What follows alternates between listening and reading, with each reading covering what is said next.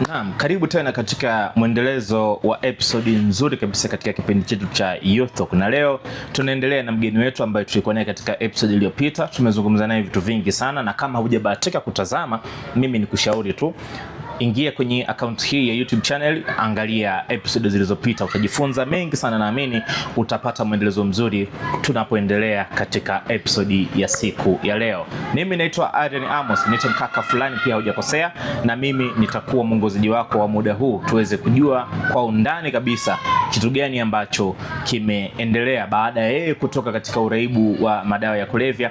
Aliwezaje kufika kwenye nafasi alionayo sasa? Changamoto ipi alikutana nao kipindi anafanya transition ya kuvuka au kutoka kwenye matumizi ya dawa za kulevya, kupona mpaka kuingia kwenye nafasi alionayo sasa? Ni wakati wako hapa, jifunze, sikiliza, lakini pia utapata mengi mazuri kutoka kwetu. Bwana, hali gani? Salama tu. Uko salama? Karibu sana kwa mara nyingine tena. Asante. Naam, mimi kwanza nafurahi sana kukuona ukiwa hapa mzima tena siku nyingine. Leo tunaendelea kuzungumzia safari yako ya maisha kwa namna moja au nyingine. Episode zilizopita tumetazama namna gani uliweza kutoka kwenye matumizi ya dawa za kulevya, lakini natamani uweze kutuambia sasa hivi upo kwenye nafasi gani kwanza? Kwa sasa hivi nilibahatika kusomea uinjilisti, kozi ya uinjilisti. Okay. Pia nilihitimisha masomo mwaka jana. Natarajia mwaka huu huenda Mungu akisaidia tutakuwa na mahafali mwezi wa 10. Kuna baadhi ya mambo madogo ambayo tunayaweka sawa kwa lengo ya kutimiza kama sehemu ya kutimiza ile haki yangu ya kuhitimisha masomo yangu ya uinjilisti pale Chuo cha Biblia na Theolojia ya Kimogara. Okay. Lakini pia kwa sasa hivi nje na utumishi, mimi ni mkurugenzi mtendaji wa Tanzania Baraka Charity Organization, na pia ni meneja wa mauzo ndani ya Hillpark Computers Company Limited, na ninamshukuru Mungu hata kwa hiyo nafasi, kwa sababu kila nafasi inayotokea au inayotoka na imekulenga, maana kwamba unajua kwamba Mungu anakusudi nayo. Okay. Sawa, mimi najua kabisa kwa nafasi ambazo uko nazo na safari au mambo ambayo ulikuwa umeyapitia kabla, inawezekana kuna namna inaweza kuwa sio rahisi kwa kwenye nafasi hizo. Kuzungumzia ukurugenzi kwenye taasisi yako binafsi ya Tanzania Baraka Charity Organization, lakini pia umezungumza hapo sasa hivi kwenye nafasi ya kusomea masuala mazima ya uinjilisti, si ndivyo? Lakini pia ni meneja mauzo wa kampuni ya Hillpark. Katika safari yako kutoka huku mpaka kufika huku, kipi kwanza kilitangulia? Kuingia kwenye uinjilisti, kwa mkurugenzi, au kwa afisa mauzo? Hapo sija kupata vizuri. Kipi kilichotangulia baada ya kutoka kwenye safari yako ya kuachana dawa za kulevya?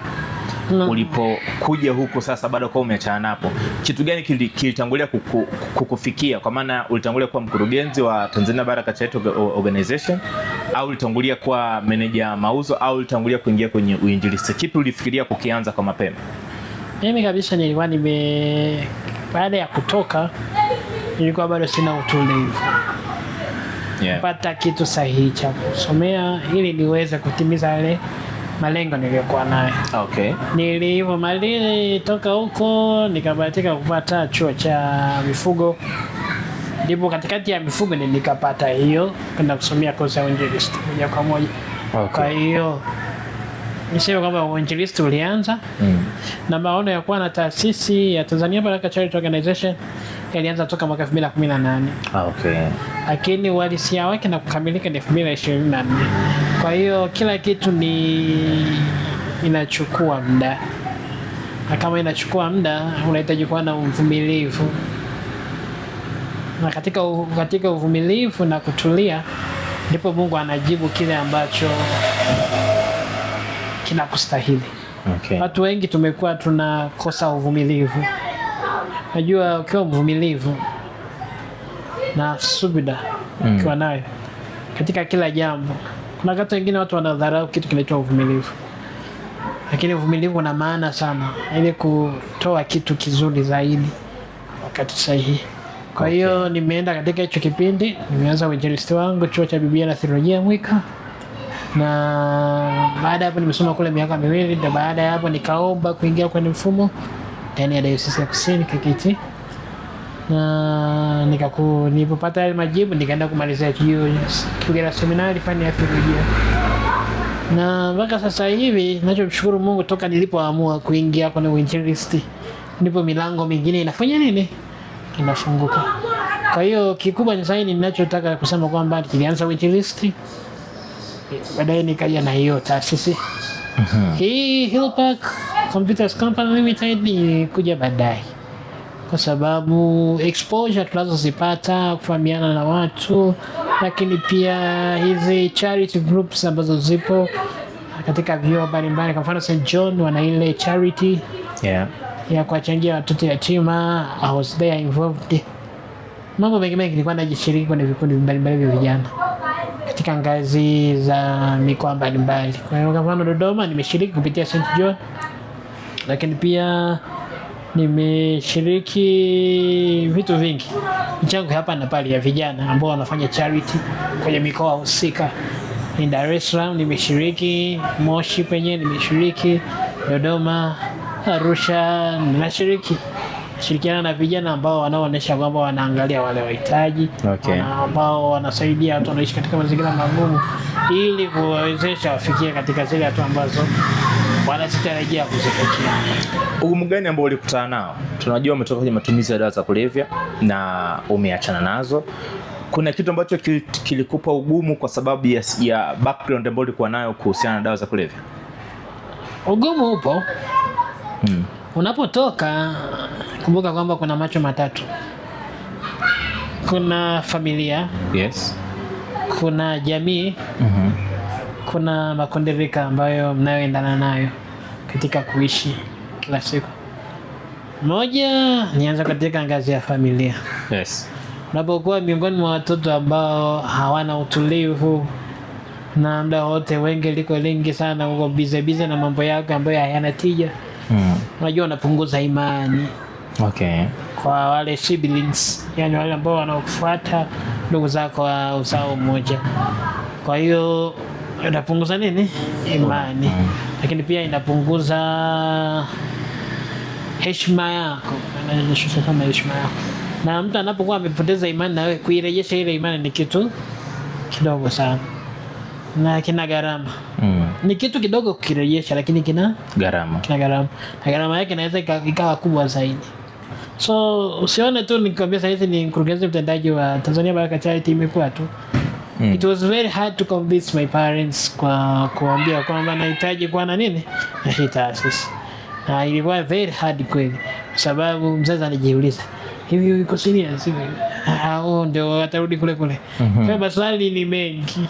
Kwa hiyo kuna ugumu mwingi nimepitia. Mpaka napofika mpaka sasa hivi nikwambia kwamba ni kwa msaada wa Mungu tu.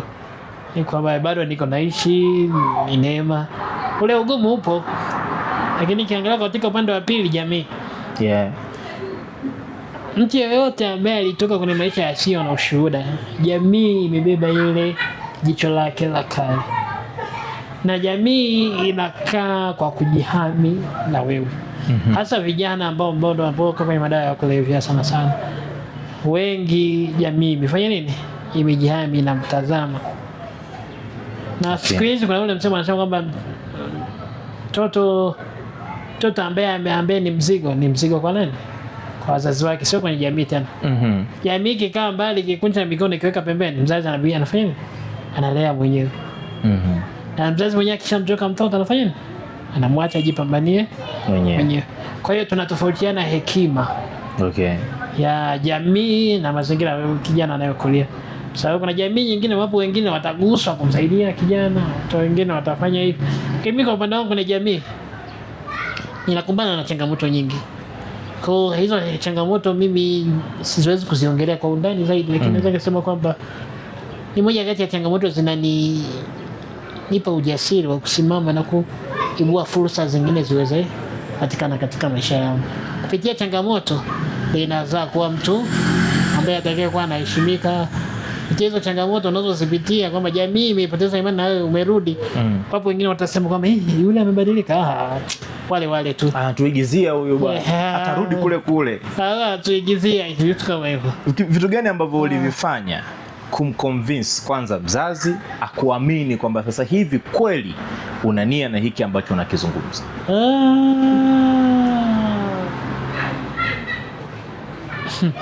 Hilo swali ni zuri. Sikuwa na convincing power kubwa sana. Natural recall kwamba kuna kipindi fulani nilikuwa nina mkubwa wangu mmoja anaitwa Moza, ni commissioner wa madawa ya kulevya. 2022 nimerudi, nilikuwa likizo, nilikuwa Dayosisi ya Kaskazini. Nakaa kule, baadaye nikawa nakuta ile passion ya kushiriki maadhimisho ya madawa ya kulevya, lakini ile passion ya vijana inakuja kwa kasi zaidi. So nikawa ninaangalia 2023 nikarudi nyumbani mwezi wa 4. Yes. Kwa hiyo nika propose, jamani, naomba nifanye nini? Ni sponsor niweze kushiriki maadhimisho ya kitaifa ya madawa ya kulevya. I need to this year, next year, following years nataka niwe nafanya nini? Nashiriki nipate exposure zaidi, nijue namna gani nitaweza kuwasaidia vijana. Unajua katika ile hali ya kujibiwa jibu ambalo liniinamisha hata ile imani ya kwamba kumbe hata wazazi na wengine wananichukuliaga mimi tunasema kuna ile lugha anakuchukulia huyo, yani huyo hamna kitu. Hamna kitu hapa, empty basket. Unajua nini, unatokea mtu anakuangalia. Wengine wanasema huyu ni yeye tu, na kitu punguani huyu, hamna kitu ambacho kinakuwa kina uzito akikiongea.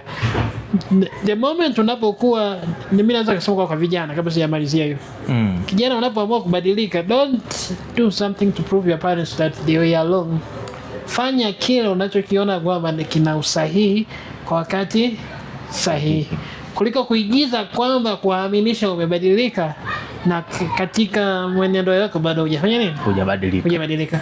Mimi ninachoshukuru Mungu kwamba mimi sitaki ni pretend nimebadilika. Ninaishi vile. Because the first time nimetoka baada kule nilianza kufanya nini? Kuishi kumwaminisha mtu fulani kwamba nimefanya nini? Nimebadilika. Na ile ilikosti sana. Okay. Hata ile maneno mazito yakija yanakuwa yananifanya nini? Yanakugusa kwa sababu ndani yako kweli bado hujabadilika, ila nje ndio unataka kuigiza. Mtu anapoongea uhalisia wako lazima unaumia, si ndio? Unaumia vile. Sasa nilichojifunza kwamba hata kwa vijana sasa hivi wajiwe kwamba wasiishi kumwaminisha mtu kwamba wewe ni mtu fulani. Ila waishi kulingana na nyakati wanazopitia na nyakati alizonazo sasa, na kujua zile changamoto anazozipitia sasa hizi zinaweza zikamjenga kivipi, anaweza kuziepuka kivipi na katembea nazo kivipi. Kwa hiyo mimi nilipoambiwa kwamba hatuna hela ya kutoa hisani ya kwenda huko, nilijifikiria sana kama mzazi wangu binafsi. Mzazi wangu anajibu hivyo. Je, mtobaki atanijibu nini? Na ilikuwa ni kitu cha kwanza, nimetoka kusoma uinjilisti, nimeingia 3 nikasema inawezekanaje? Mimi nilichojibu nikamwambia hivi, nashukuru, asante. Nakumbuka siku tukaa semeni, nikamwambia nashukuru, asante, ila hii safari lazima nifanye nini? Niende. Unajua from nowhere unashangaa kwamba kuna mtu alitokea tu nikapata hiyo sponsorship nikaenda. 2024 nimeenda. 2025 mwaka jana nimeshiriki. Mwaka huu sijajua, neema ya Mungu ikisaidia. Okay. Ikisaidia naweza nikashiriki, lakini inategemea sasa na wewe mwenyewe, kile unachokifanya, unachokiamini, uko serious nacho. Na mimi imani yangu kubwa mpaka nikashiriki, hiyo ilikuwa ni sehemu ya kwanza ambayo mzee huenda kwenye moyo wake aliona kwamba huyu ndogo anaonekana ni mpambanaji, anaweza akawa very influential. Kama ameenda hii, basi hata hii taasisi yake anaweza kufanya.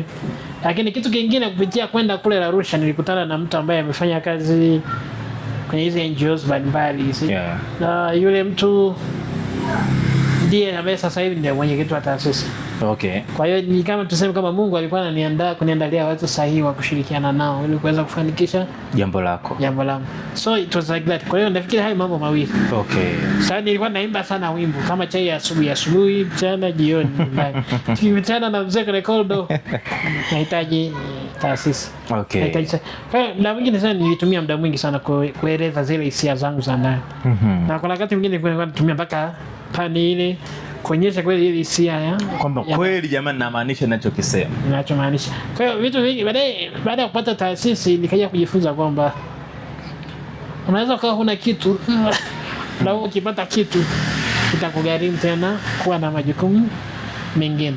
Okay. So kupitia hiyo inanifunza mambo mengi kwamba katika maisha kama unataka kitu, tia nia, juhudi na maarifa yako kwa hicho kitu ili uweze kutoka. Namna jamii ilivyonipokea, jamii inaweza kanipokea kama wanavyoweza kunipokea, na mimi huwa nasemaga kwamba hivi, kitu cha kwanza, believe in yourself. Yes. Kijiamini kwamba you can do something better, you can do. Na sio kila mtu anayekuchekea huko nje anapenda mafanikio yako. Hapana.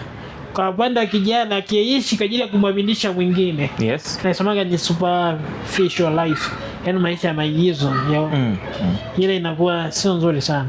Simwaminishe mtu kwa you are somebody wakati huna sema sina mzika. Na hiyo principle nimejifunza sana kupitia marehemu Baba Askofu Zefania Ismail Munga ambaye alipenda Yesu ya Lushoto askofu. Miaka hiyo wakati nabadilika kutoka kwenye madawa ya kulevya, sasa nikapata mpaka nafasi ya kumaliza form 4. Aliwahi kuniambia katika maisha, believe on yourself that you are better than others. Lakini pia sio kwamba unaamini hivyo, lakini tia nia, juhudi, changanya na maarifa yako. Unajua tunasikia maarifa mengi. Yes. Na yale maarifa tunayopata mengine anaweza kutujenga, mengine anaweza akafanya kutoa kwenye style. Kwa mimi huwa naishi na hiyo slogan ya huyo Baba Askofu. Naishi kulingana na namna watu. Naishi na watu kwa namna walivyo. Lakini pia naishi kulingana na mazingira. Mtu anavyonijia ndivyo ninavyopokea. Hiyo inanipaga amani. Sababu usiishi mtu anavyokuja